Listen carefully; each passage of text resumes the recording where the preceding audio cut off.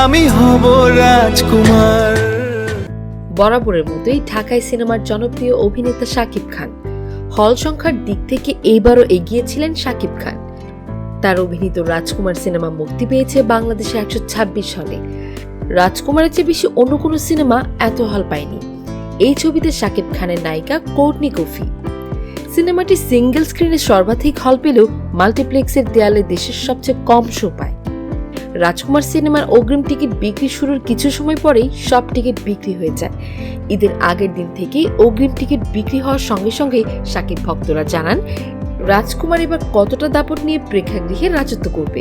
দর্শক চাপে শোয়ের সংখ্যা বাড়ানো হয় সনি স্কয়ারে 1টি, বঙ্গবন্ধু জাদুঘরে 2টি এবং রাজশাহীতে বাড়ানো হয় 1টি শো। সব মিলিয়ে সিনেপ্লেক্সের রাজকুমার সিনেমাটির মোট শো দাঁড়ায় 17টি। মুস্তফা কামাল রাজ পরিচালিত ওমর ছবিটিও এগিয়ে রয়েছে স্টার সিনেপ্লেক্সে। এই ছবিটি ঈদের ছবি হিসেবে দ্বিতীয় সর্বোচ্চ 21টি প্রেক্ষাগৃহে মুক্তি পায়। সিঙ্গেল স্ক্রিনে খুব একটা সুবিধা করতে না পারলেও মাল্টিপ্লেক্সে অগ্রিম টিকিট বিক্রিতে রাজকুমারের পরেই ওমরের স্থান বলে জানিয়েছেন সিনেপ্লেক্সের জ্যেষ্ঠ ব্যবস্থাপক মেজবা উদ্দিন আহমেদ। ঈদের সিনেমা দেখতে দর্শকের উপচে পড়া ভিড় লক্ষ্য করা যাচ্ছে। সিনেপ্লেক্সে অগ্রিম টিকিট বিক্রিতে রাজকুমারের পরে ওমর ছবিটি রয়েছে। আগামীতে এইভাবে চললে শো বাড়ানো হবে। ওমর সিনেমায় মুখ্য চরিত্রে অভিনয় করেছেন শরীফুল রাজ, শহীদুজ্জামান সেলিম, নাসিরুদ্দিন খান ও দর্শনা বণিক।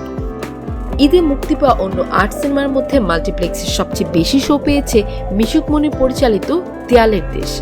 সিনেপ্লেক্সের সব শাখা মিলিয়ে প্রতিদিন এর 17টি শো প্রদর্শন শুরু করে।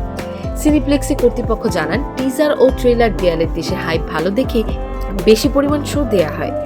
সিনেপ্লেক্সের ঢাকার শাখাগুলোতে এখন অবধি সিনেমাটি হাউসফুল যাচ্ছিল। এখন দর্শক কম থাকায় শো কমানো হয়েছে।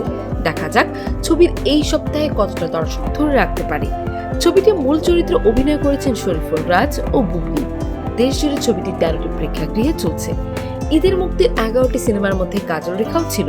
গিয়াসউদ্দিন সেলিম পরিচালিত কাজল রেখা লোক সংস্কৃতির ঐতিহ্য হিরণময় স্মারক ময়মনসিংহ গীতিকা অবলম্বনে নির্মিত হয়েছে। কেবল দেশের মাল্টিপ্লেক্সগুলোতে মুক্তি পেয়েছে ছবিটি। স্টার সিনেপ্লেক্স কর্তৃপক্ষ জানিয়েছে সবচেয়ে বেশি মূল্যের ভিআইপি চলছে কাজল রেখা। তারপরও দর্শকের ভিড় খারাপ না। ঈদের এই সময়টাতে সব ছবি দর্শক পাবে। কাজল রেখার অনেক শো হাউসফুল গিয়েছে। সিনেমাটি বিভিন্ন চরিত্রে অভিনয় করেছেন মন্দিরা চক্রবর্তী, রাফিয়া রশিদ মিথিলা, সাদিয়া আয়মান, শরীফুল রাজ, খায়রুল বাশার, গাউসুল আলম, শাওন সহ আরো অনেকে।